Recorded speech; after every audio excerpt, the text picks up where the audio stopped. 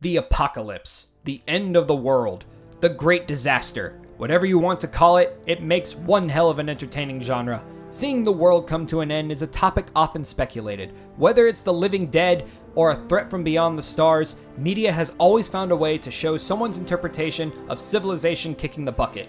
Video games give us the luxury of exploring the aftermath of the apocalypse and seeing what the human race makes of the pieces left behind. Some fight to survive, others go completely insane. And then we have those that look to the stars for solutions, in hopes of finding a new world to build a home from the ground up. Which leads us into today's archive, Capcom's forgotten IP, Lost Planet. Lost Planet was first brought to light in an invite-only press conference. Lead designer and writer Jun Takechi and Kenji Oguro made it very clear that they wanted to follow the tradition of basing the main character, Wayne, off of a real person. The person they chose was Korean superstar Byung-hun Lee. Using facial recognition software and state-of-the-art motion capture of the time, the development team was able to model Lee's facial expressions and movements into the game's cutscenes. They even had Lee wear similar attire to what Wayne would be wearing in-game for more authenticity. Lost Planet was then announced at E3 2006 with an Xbox Live demo for both the single and multiplayer sides of the game. The company decided to use the Xbox 360 as the prime console for launch, as they felt the pricing at the time would be able to reach a wider number of players due to the PS3 being more expensive than the 360. Lost Planet officially launched in North America May 27, 2008. And in Japan on May 29th, same year. By April of next year, the game would go on to sell over 1 million copies, with mixed reviews. Except for the Xbox 360 players, they were the outlier as they tended to review the game more positively. The game was praised for its visuals and combat, but was also met with criticism for dropping frame rates and mediocre storytelling with subpar voice acting at best. Despite the mixed reception, Capcom published 2 more games for the franchise, appropriately named Lost Planet 2 and 3. But after that, the series just kind of faded from existence. If you'd like to see more of the franchise covered in archives, or just feel like supporting the channel, consider subscribing, and let me know what your experiences were with Lost Planet. With updated hardware and a legacy that was forged from the beginning, let's see how Lost Planet stood the test of time. I actually remember this game quite fondly when I was growing up. It was one of those games I would watch my buddy play after school, and eventually he would let me borrow it. Trying it for myself, I had an equally fun time playing it as I did watching it. Let's see if those memories are just nostalgia bait or the signs of a good game.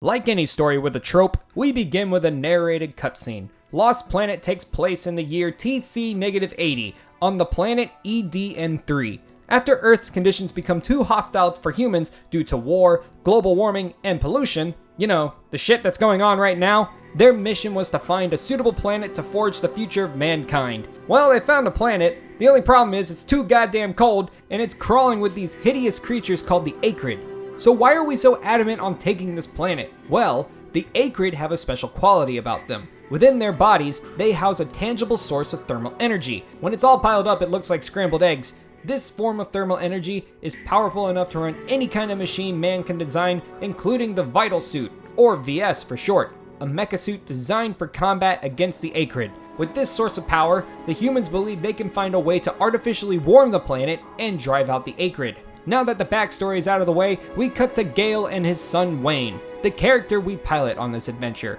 on an important mission to eradicate one of the most dangerous Akrid creatures on the planet, codenamed the Green Eye. The mission doesn't turn out so well, leading to the demise of Gale, and Wayne tries to fend off the beast, but ends up getting knocked out in the process. When he wakes up, he finds himself in the company of Yuri Solikov, a scientist with the task of studying thermal energy and ways to wipe out the Akrid. Wayne seems to recall who he is, but not much about why he is here or what happened during the fight with the Green Eye. He also has this weird device on his arm that looks like to be part of his body. This is the Harmonizer, a device that improves all physical aspects of the human body, increasing the amount of physical damage they can take and slows the aging process. There's just one catch. It requires a constant source of thermal energy to stay functioning. Otherwise, it could lead to multiple problems like amnesia and, at its worst, a total body shutdown. We'll come back to the Harmonizer when we discuss gameplay, because the effects it has is quite interesting. Back to the plot.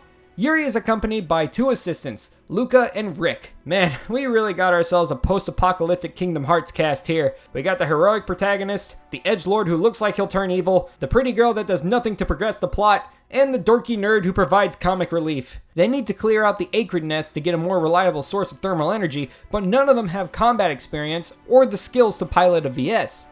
But you do. So, off you go into the frozen wasteland to fight aliens and collect all the scrambled eggs you can carry. So, the gameplay. God, Wayne is slow. I get he's walking in like 2 feet of snow most of the time, but video games do not have to mimic all aspects of real life. Besides, the guy still runs at a mile an hour on solid concrete. Grandma run speed aside, the gameplay of Lost Planet is very simple in its design, providing just enough to have expressive and strategic combat with its weapons and utilities, but not overwhelming enough to daunt the player. You also have the Harmonizer, that's as useful as it is stressful. Wayne can take any beating you throw at him, whether it's falling off a cliff, an explosion to the face, or being ran over by an Akrid beast, he always gets up unscathed. This is the effect of the Harmonizer, and as long as you have thermal energy to power it, you will always stand back up. But that's also the catch. The Harmonizer is always running, meaning your thermal energy is always depleting. So not only are you trying to complete your mission, you're also trying to keep the essential life clock on your arm ticking. The harder the hit you take, the more energy it takes to refill your life bar. You are able to replenish your thermal energy by defeating enemies, destroying certain objects in the environment, or by activating a guide beacon. I really love the idea of this mechanic, as it invites scenarios of being strategic with your battles so you don't lose too much thermal energy during the fight, or how it encourages explorations to find secrets and energy deposits. Notice how I said I like the idea. This is because I never had any problem with running low on thermal energy. This stuff is everywhere. I was always above 5,000, and in most levels, on the verge of being maxed out. I was playing on normal difficulty, so maybe upping the challenge might fix this problem. There were some fights that felt challenging, just not challenging enough for me to acknowledge my energy meter. Throughout your venture, you will experience 2 types of combat that weave into one another as you play. You have ground combat, where you play as just Wayne with a brief selection of weapons, grenades, and a grappling hook, and VS combat, where you pilot various forms of mech suits that bear heavy weaponry that varies depending on the model you pilot, while also having unique movement options. Starting with grounded combat, it's not anything special, but can have brief moments of excitement depending on the environment. As mentioned before, Wayne moves incredibly slow, and during moments of covering vast wastelands, the game can become quite boring. The arsenal isn't anything to gawk at either, especially when your weapon names are as thrilling as machine gun, shotgun, rifle, energy gun. Ooh, I like that one. Though bland at first glance, Lost Planet's level design in brief moments does offer exciting moments for ground combat. It's mostly in areas that are designed around tight linear spaces or vertical slopes. These instances make it easier to forgive Wayne's movement speed as you try to reach vantage points with your grapple hook to gain an edge on your enemy. The moments where I had the most fun on the ground was this instance where I was climbing up a cliffside infested with Akrid grunts, finding whatever ledge I could zip up to take shelter and mow down a crowd of Akrid. Another fun instance I experienced was when I was finding snow pirates in an abandoned town, looking for pristine sniping areas and taking cover from enemy fire looking for my next vantage point. You also have many types of grenades to play with, each having unique qualities to benefit your playstyle. The VS is one of Lost Planet's vital selling points, and I'm happy to say that VS combat is rather enjoyable and follows a trend of simple yet expressive. Throughout your missions, you will come across many different types of vital suits, each one having a unique function and bearing heavy firepower. Some models allow for greater jump height, others have transformative qualities like being able to transform from a tank to a spider bot, and the combat models excel in movement and weapon customization. My favorite attribute about VS Combat is that most models allow you to mix and match weapons via quick swap, making combat more entertaining as you discover which weapons tear apart the Akrid the best. The only catch that the VS has is that using their special movement options drain Wayne's Harmonizer insanely quick, which would be a problem if thermal energy wasn't already so easy to get. So pull as many crazy robo stunts as you please. We've been talking so much about how combat works, but what about the enemies you fight? Let's get one thing out of the way. Snow Pirate and Nevik troops play exactly how you would expect. In fact, they're pretty unintimidating. And if you just grab one of the sniper rifles, combat against them is trivial. And when they get into VSs, just shoot at the legs. Eventually they'll explode. It's the Akrid that take the spotlight. Fighting the Akrid is incredibly engaging as you need to strategize how to hit their glowing weak points as they unleash ground-shaking attacks. Some you need to shoot the legs off of to slow them down, others need to be flanked so you can shoot them in the butt, and other ones need to have their layers of armor shattered to reveal their thermal points. Fighting the Akrid both on the ground or in a VS is a blast. I love the way they look and how their weak spots show where the most thermal energy can be harvested. This design flows into the game's boss battles as well. Using the environment or targeting specific areas on bosses can stun them, showing their true weakness, allowing for massive damage. My only gripe with the Akrid is that there's just not enough of them. New Akrid monsters get introduced throughout the campaign, but only in slightly different variants, and if they are brand new, they are brought in very slowly. I'm going to prescribe this flaw as a side effect of first game syndrome. Other than that, the Akrid fights are by far the peak of Lost Planet's combat.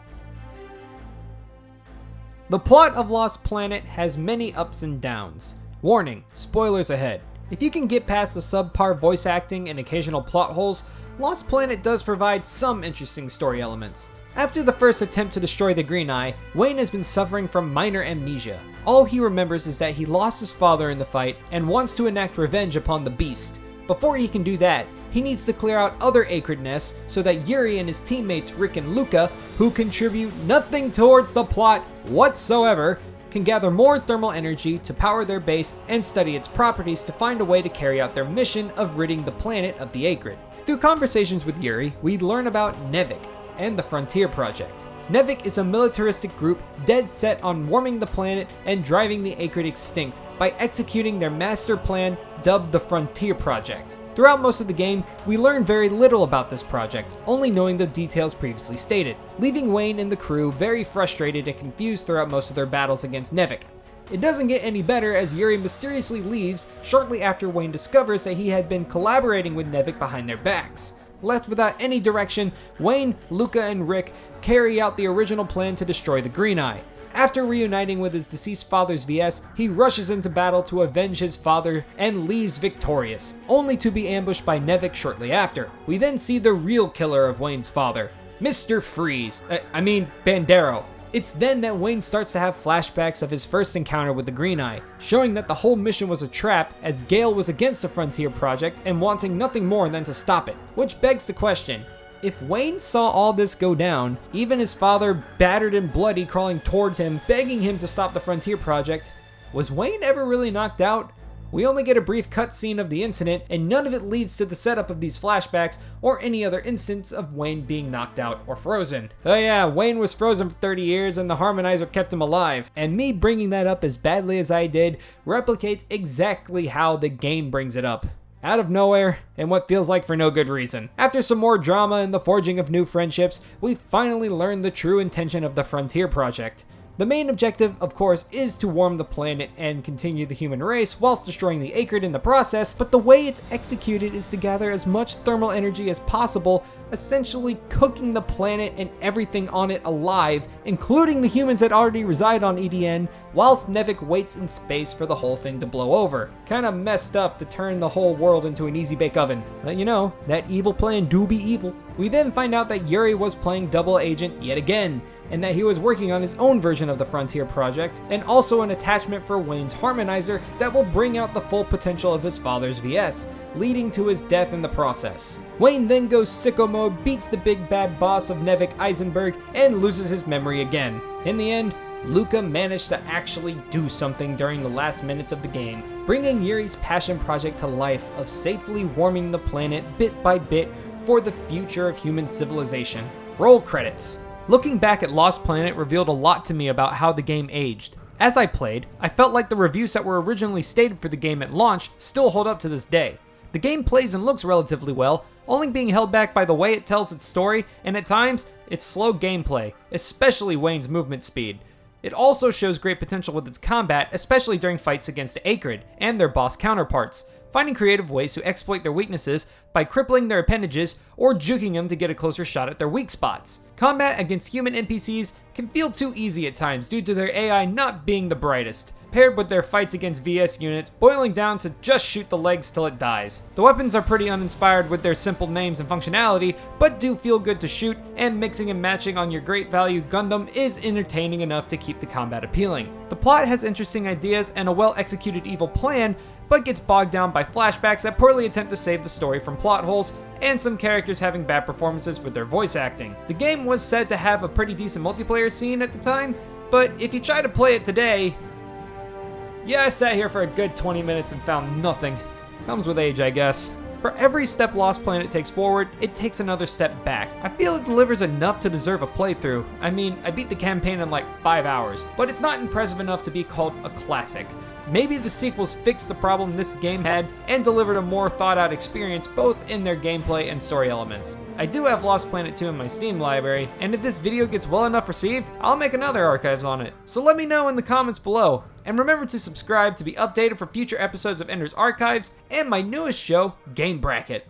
I'm GalicEnder, and thank you so much for watching.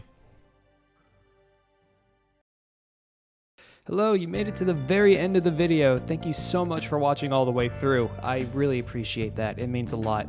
This was Archives on Lost Planet, a game that I was very fond of as a kid, and playing this game for Archives showed me a lot about it, and also just the whole 360 PS3 era in general, and just how many odd games were like experimenting with like gameplay mechanics, what was popular at the time, which was like military shooters, and how it tried to differentiate itself while also trying to play to the trope of like being gritty aliens, guns and stuff, but it was just very interesting.